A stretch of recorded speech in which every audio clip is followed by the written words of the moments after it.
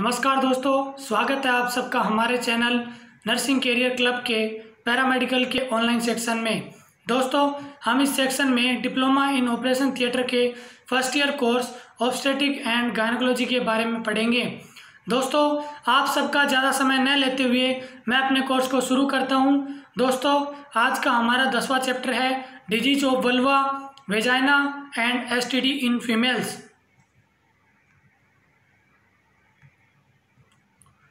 हम इस चैप्टर के अंदर निम्नलिखित पॉइंट्स कवर करेंगे। पहला, परिचय इंट्रोडक्शन। दूसरा, disease of vulva and vagina. तीसरा, डिजीज ऑफ एसटीडी।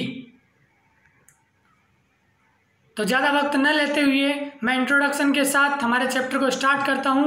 वल्वा की मुख्य संरचनाएं हैं mons pubis, labia majora, labia minora और क्लाइटोरिस के एक्सटर्नल पार्ट्स जैसे कि क्लाइटोरल हुड, ग्लांस और यूरिनरी मैटर्स, वेजाइनल ओपनिंग और हाइमन, और Bartholin and Skene's vestibular glands. Vulval disease कोई भी बीमारी जिसमें वल्वा शामिल होता है जो महिला जननांग का एक हिस्सा होता है। रोगों में कैंसर या फंगल या बैक्टीरिया या वायरल संक्रमण शामिल होते हैं। रोग प्रक्रिया में शामिल होने के आधार पर लक्षण और रोग का निदान अलग अलग होता है।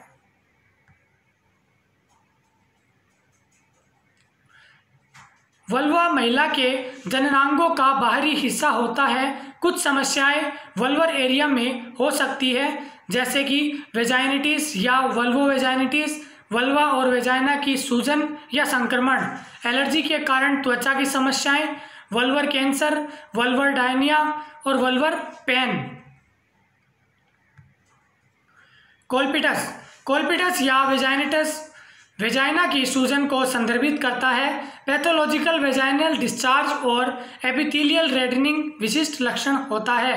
वेजाइनल मिल्यू का पीएच मान सामान्य रूप से अम्लीय 3.8 से 4.5 होता है। इस तरह रोगजनक कीटाणुओं का अत्यधिक प्रसार बाधित होता है।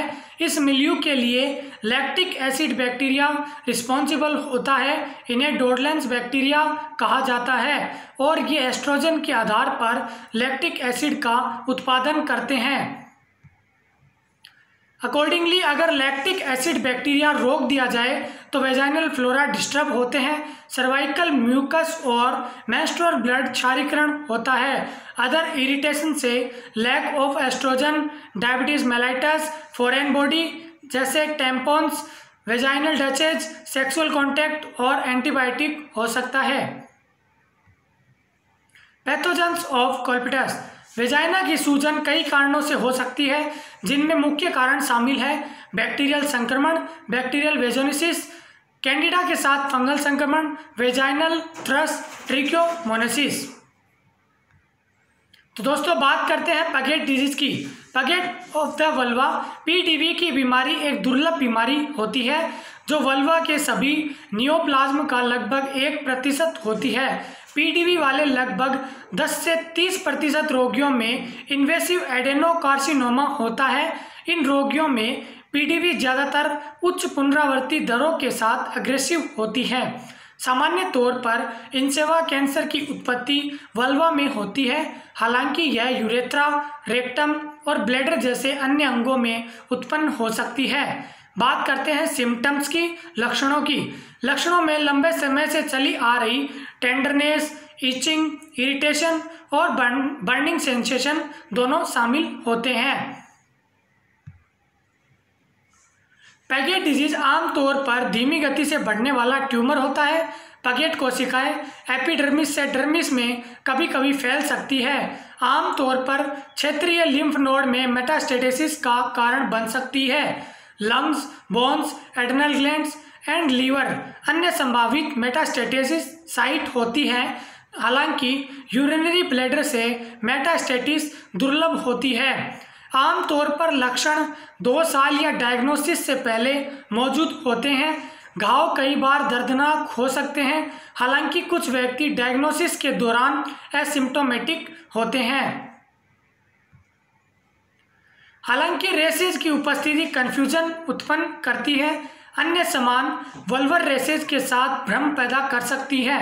बायोप्सी आमतौर पर डायग्नोसिस की पुष्टि प्रदान करता है। जब पगेट डिजीज का संदेह होता है तो कोलोनोस्कोपी या सिस्टोस्कोपी को कोलोन या ब्लैडर कैंसर के मेजर के लिए एक अतिरिक्त नैदानिक के रूप में उपाय में किया जाता है यदि यूरिनरी या बोवल लक्षण उपस्थित होते हैं।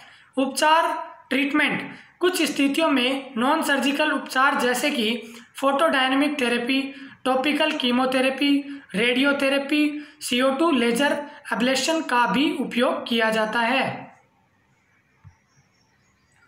पगेट डिजीज रेडियोथेरेपी उपचार की निश्चित अवधि होती है, निश्चित विधि होती है, विशेष रूप से पुनरावृत्ति को रोकने के लिए 40 से 50 गैरी या इससे भी कम दर की परिणाम स्वरूप कम पुनरावृत्ति दर होती है। बैक्टीरियल वेजाइनोसिस। बैक्टीरियल वेजाइनोसिस वेजाइनल का संक्रमण है जो बैक्टीरिया के अतिवृद्धि के कारण होता है। वेजाइना में स्वाभाविक रूप से अच्छा और बुरा बैक्टीरिया युक्त वातावरण होता है। बैक्टीरियल वेजाइनोसिस के मामले में खराब बैक्टीरिया की अधिकता होती है। यह वेजाइनल एनवायरनमेंट को संतुलन से बाहर करता है। कोजेज की बात करते हैं। एक प्रकार का बैक्टीरिया जिसे लैक्टोबैसिलस कहा जाता है, ये वेजाइना को थोड़ा अम्लीय रखता है ताकि खराब बैक्टीरिया अच्छी तरह से विकसित न हो। यदि लैक्टोबैसिलस का स्तर गिरता है तो अधिक खराब बैक्टीरिया अंदर जाते हैं और बैक्टीरियल वेजाइनोसिस हो सकता है। Risk factor. किसी भी महिला में बैक्टीरियल वेजाइनोसिस हो सकता है और यह रिस्की हो सकता है यदि इन सभी पॉइंट्स में यह एक्टिव हो तो, जैसे smoke, or sexually active, douching bacteria के प्राकृतिक संतुलन को अपसेट करता है तो ये स्कैंटेड सोप्स, बबल बाथ्स और वेजाइनल डिटर्जेंट से दूर कर सकते हैं। एक नया यौन साथी या एक से अधिक यौन साथी होने से यह अधिक संभावना बनाता है कि बैक्टीरियल वेजाइनोसिस हो जाए। यह स्पष्ट नहीं है क्योंकि जिन महिलाओं की महिला साथी होती है वो सबसे अधिक रिस्क में होती है। उन्हें ओरल और एनाल सेक्स से बैक्टीरियल वेजाइनोसिस हो सकता है। IUD जन्म नियंत्रण उपकरण जो गर्भाशय के अंदर फिट किया जाता है को बैक्टीरियल वेजाइनोसिस से जोड़ा गया है, खासकर यदि अनियमित रक्त स्राव हो, ब्लड फ्लो हो, लेकिन यह स्पष्ट नहीं है कि इसका सीधा कारण क्या है। सिम्टम्स।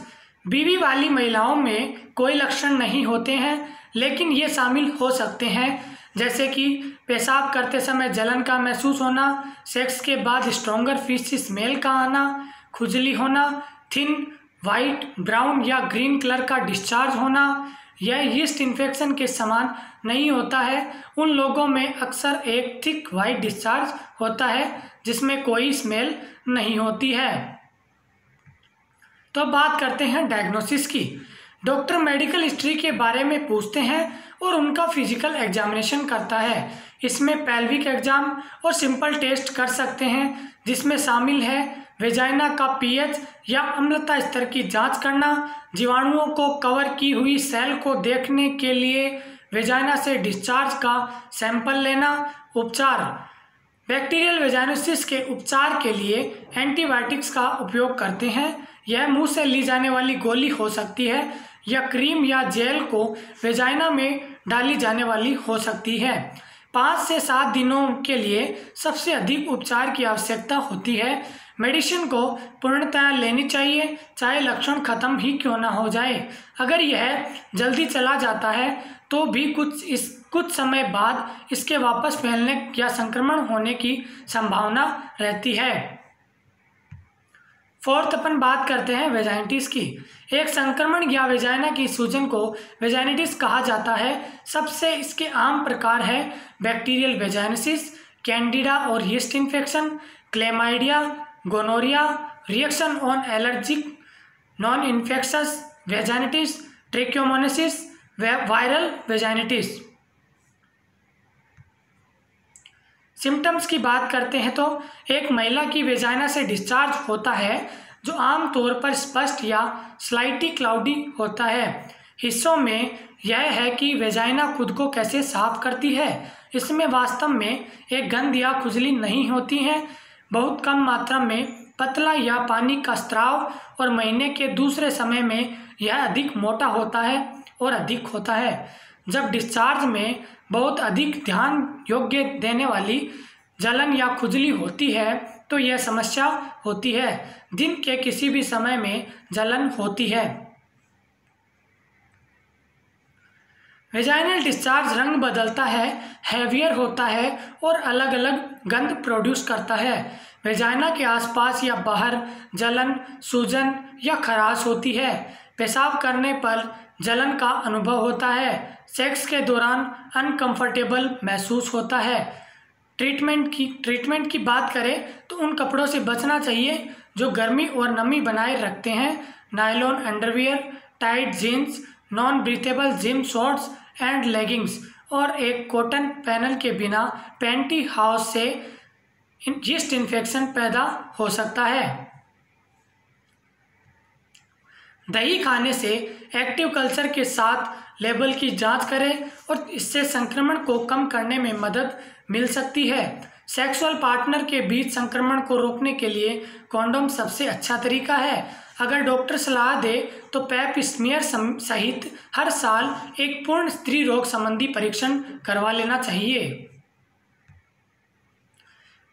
तो दोस्तों, अगली स्लाइड पे पढ़ने से पहले इन स्लाइड पे एक प्रैक्टिस क्वेश्चन करना चाहूँगा।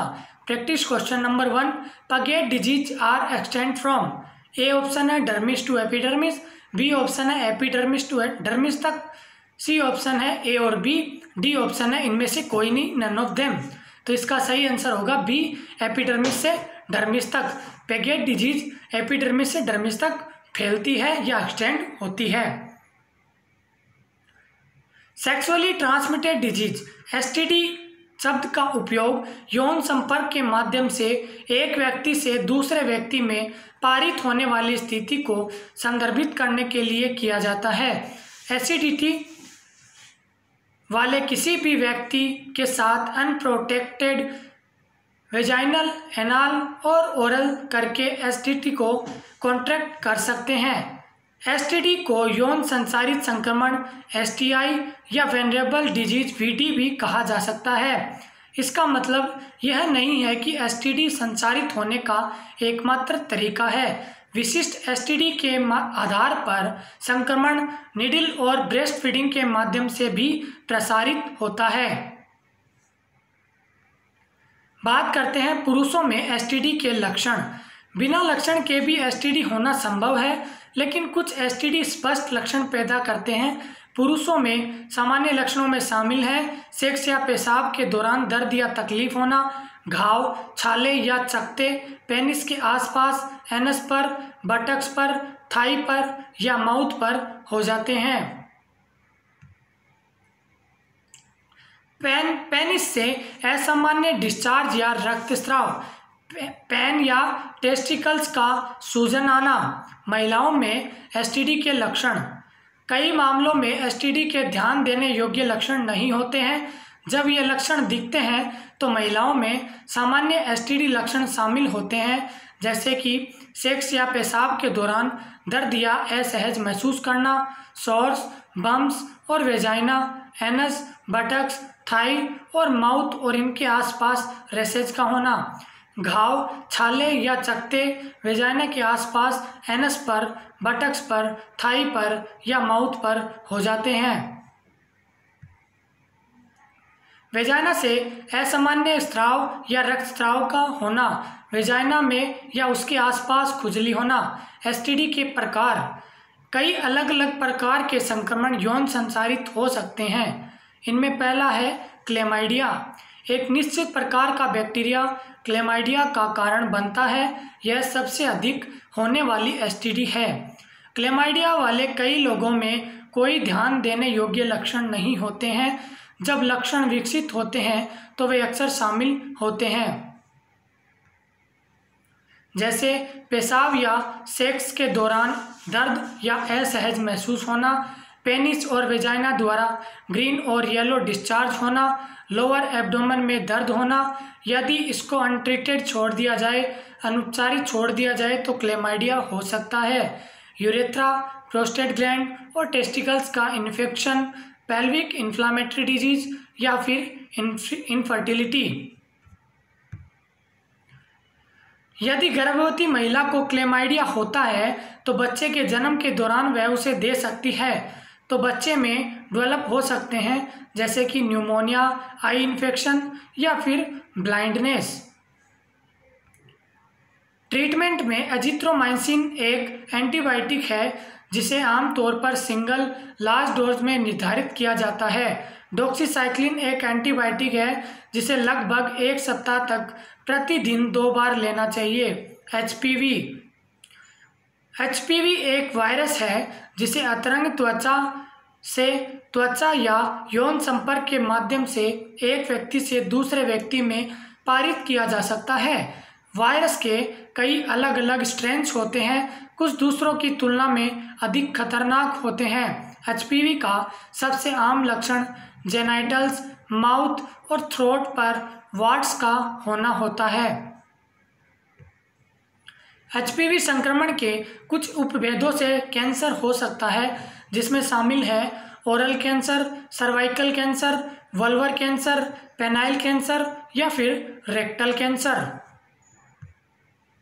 जबकि एचपीवी के अधिकांश मामले कैंसर नहीं बन पाते हैं, वायरस के कुछ लक्षण दूसरों की तुलना में कैंसर का कारण होते हैं। एचपीवी के लिए कोई इलाज नहीं है, हालांकि एचपीवी संक्रमण अक्सर अपने आप ही साफ हो जाता है। एचपीवी 16 और एचपीवी 18 सिफिलिस सहित कुछ सबसे खतरनाक उपभेदों से बचने के लिए एक वैक्सीन भी उपलब्ध है। सिफिलिस एक अन्य जीवाणु संक्रमण है। यह अक्सर अपने प्रारंभिक चरण में कोई लक्षण नहीं दिखाता है। दिखाई देने वाला पहला लक्षण एक छोटा गोल घाव होता है जिसे एक चांसर के रूप में जाना जाता है।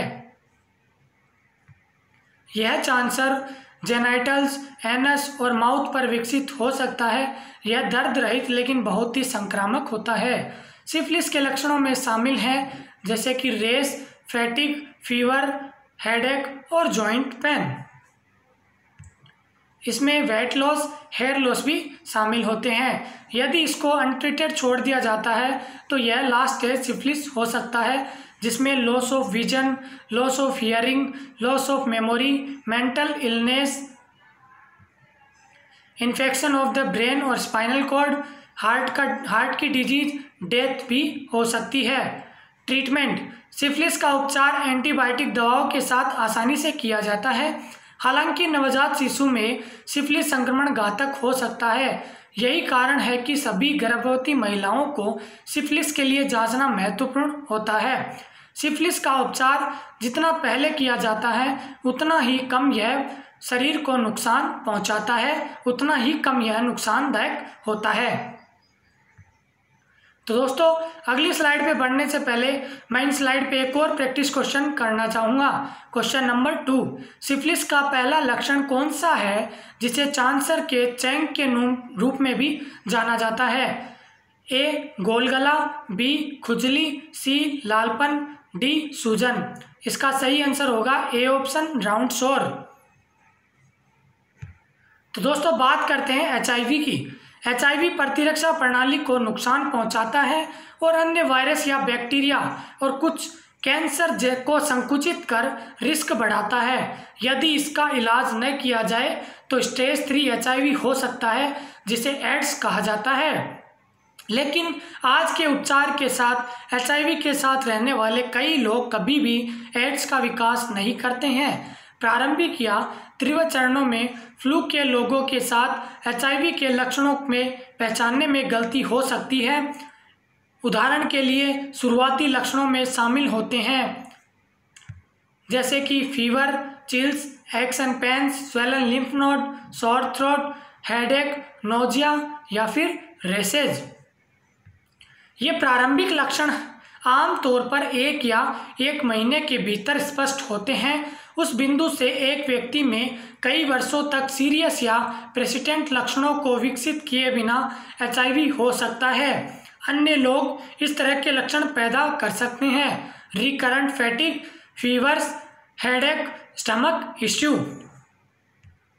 ट्रीटमेंट: HIV के लिए अभी तक कोई इलाज नहीं है, लेकिन इसे प्रबंधित करने के लिए उपचार के कई विकल्प मौजूद हैं। कई विकल्प उपलब्ध हैं। प्रारंभिक और प्रभावी उपचार HIV वाले लोगों को HIV के बिना लंबे समय तक जीवित रखने में मदद कर सकता है। उचित उपचार भी HIV को यौन साथी में स्थानांतरित करने की संभावनाओं को कम कर सकता है। HIV के हाई रिस्क वाले लोगों में वर्ष में कम से कम एक बार परीक्षण किया जाना चाहिए, चाहे उनके लक्षण न हो। तो दोस्तों, बात करते हैं 5th पॉइंट पे गोनोरिया की। गोनोरिया एक अन्य कॉमन बैक्टीरियल STD है जिसे द क्लेब भी कहा जाता है। गोनोरिया वाले कई लोगों में कोई लक्षण विकसित नहीं होता है, लेकिन वर्तमान में लक्षणों में शामिल हो सकते हैं, जैसे पेनिस या वेजाइना से सफ़ेद, पीला, गहरा पीला या हरे रंग का डिस्चार्ज होना, पेशाब या सेक्स के दौरान दर्द या असहज महसूस होना। एक बच्चे के दौरान एक नवजात शिशु में एक मां के लिए गोनोरिया पारित करना संभव होता है। जब ऐसा होता है तो गोनोरिया शिशु में गंभीर स्वास्थ्य समस्याएं पैदा कर सकता है। यही कारण है कि कई डॉक्टर गर्भवती महिलाओं को संभावित STD के लिए परीक्षण और उपचार के लिए एनकरेज करते हैं। गोनोरिया का आमतौर पर एंटीबायोटिक दवाओं के साथ इलाज किया जा सकता है। प्यूबिक लाइस या क्रेब्स। क्रेब्स का दूसरा नाम प्यूबिक लाइस है। ये छोटे लाइस होते हैं जो प्यूबिक हेयर पर निवास करते हैं। सिर के लाइस और शरीर के लाइस की तरह ये मानव रक्त को फीड करते हैं। प्यूबिक लाइस के सामान्य लक्षणों में शामिल हैं जेनाइटल्स और एनस के आसपास इचिंग होना, जेनाइटल्स और एनस के आसपास स्मॉल पिंक और रेड बम्प्स होना, लो ग्रेड फीवर का होना, lack of energy, irritability. Pubic hairs की जड़ों के आसपास लाइस या उनके छोटे सफ़ेद अंडे पाए जाते हैं। एक मैग्नीफाइंग ग्लास की मदद से इनको देखा जा सकता है। यदि इसको अनट्रीटेड छोड़ दिया जाए तो प्यूबिक लाइस त्वचा से त्वचा संपर्क या साझा किए गए कपड़ों, बिस्तर या तौलियों के माध्यम से अन्य लोगों में फैल सकती है। काटे हुए को खरोंचने से भी संक्रमण हो सकता है। प्यूबिक लाइस का सबसे अच्छा इलाज इन्फेस्टेशन होता है। सामान्य से अधिक लगातार पेशाब आना, जननांग के पास इचिंग होना, सोर थ्रोट होना इसके लक्षण हैं। यदि इसको अनुपचारित छोड़ दिया जाए, अनट्रीटेड छोड़ दिया जाए तो गोनोरिया हो सकता है, जिसमें यूरेथ्रा, प्रोस्टेट ग्लैंड और टेस्टिकल्स का संक्रमण, पेल्विक इन्फ्लामेटरी डिजीज या इनफर्टिलिटी शामिल हो सकते हैं। ट्रीटमेंट: सामयिक उपचार और ट्वीजर्स के उपयोग से शरीर से उन्हें हटाया जा सकता है। अपने कपड़े, बिस्तर, तौलिए और घर को साफ करना भी महत्वपूर्ण होता है।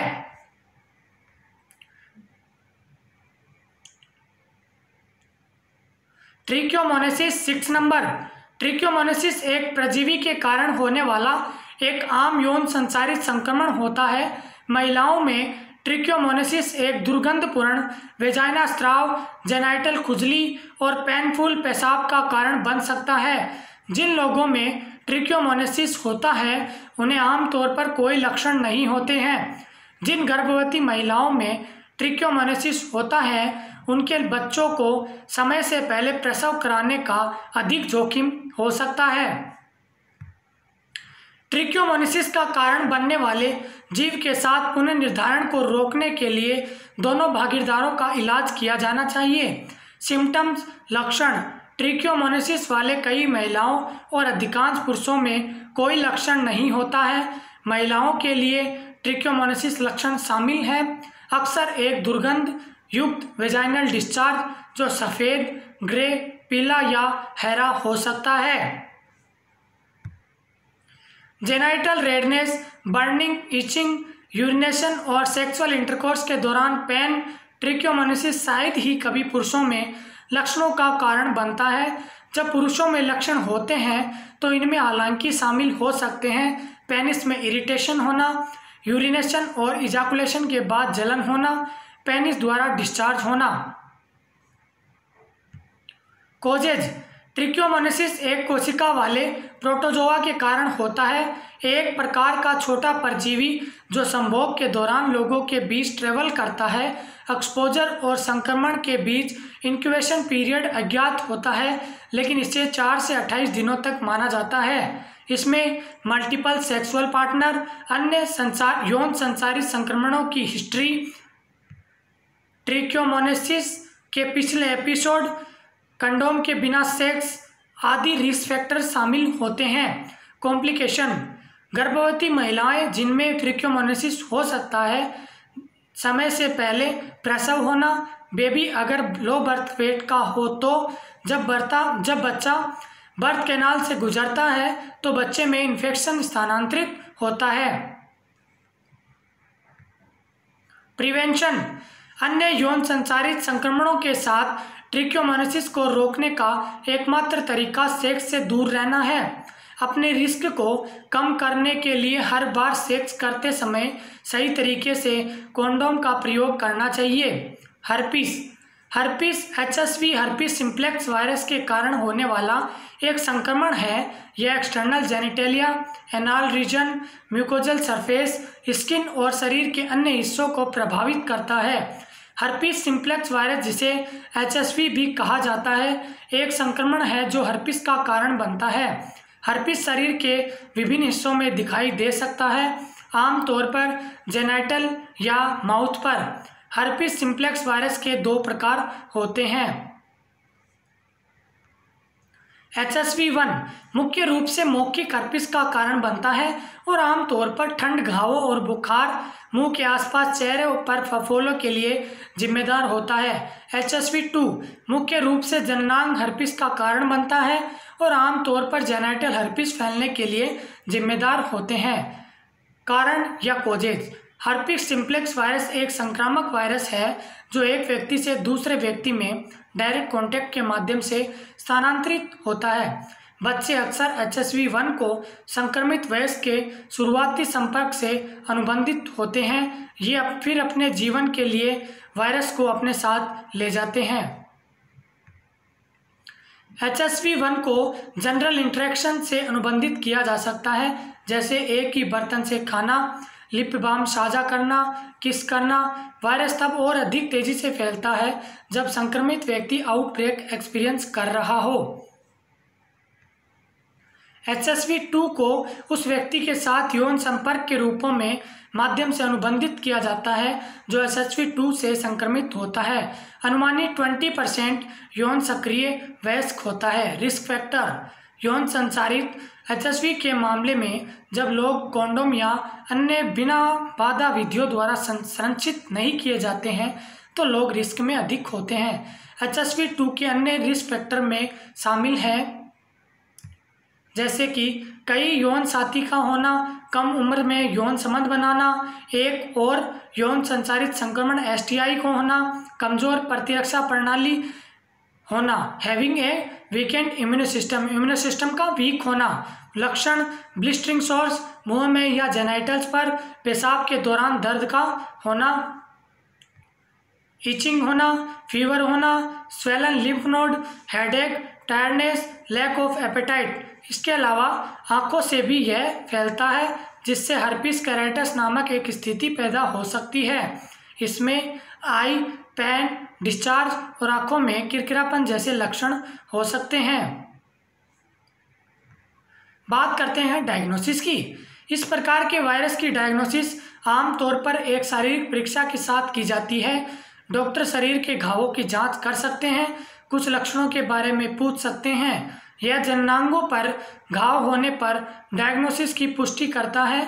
इन परीक्षण के दौरान डॉक्टर गले में तरल पदार्थ का एक स्वैब नमूना लेते हैं और फिर इसे परीक्षण के लिए एक प्रयोगशाला में भेजते हैं। HSV-1, HSV-2 के एंटीबॉडी के लिए रक्त परीक्षण भी इन संक्रमणों को डायग्नोस करने में मदद कर सकते हैं। यह विशेष रूप से तब मददगार होता है जब कोई घाव मौजूद न हो। बात करते हैं ट्रीटमेंट की। वर्तमान में इस वायरस के लिए कोई इलाज नहीं है या उपचार घावों से छुटकारा पाने और प्रकोपों को सीमित करने पर केंद्रित होता है। यह संभव है कि बिना इलाज के चले जाते हैं। हालांकि डॉक्टर निम्नलिखित दवाओं में से एक या अधिक की आवश्यकता कर सकते हैं, जैसे एस्क्लोवियर, फेमिक्लोवियर, वेल्क्लोवियर। ये दवाएं वायरस से संक्रमित लोगों को दूसरों तक पहुंचाने के जोखिम को कम करने में मदद करती है। तो दोस्तों, अगली स्लाइड पे बढ़ने से पहले इन स्लाइड पे एक और प्रैक्टिस क्वेश्चन करना चाहूँगा। Question number 3, bacterial STD is also known as pubic lice, HIV, gonorrhoea या सिफिलिस। तो इसका सही आंसर होगा ऑप्शन सी, गोनोरिया। तो दोस्तों, कैसा लगा हमारा वीडियो हमें कमेंट बॉक्स में लिखकर ज़रूर बताएं। और हाँ दोस्तों, अगर अभी तक हमारा चैनल आपने सब्सक्राइब नहीं किया है तो इसे सब्सक्राइब करें, लाइक करना न भूलें, बेल आइकन को भी दबाना न भूलें। हम फिर मिलेंगे एक नए वीडियो के साथ। तब तक के लिए नमस्कार, धन्यवाद।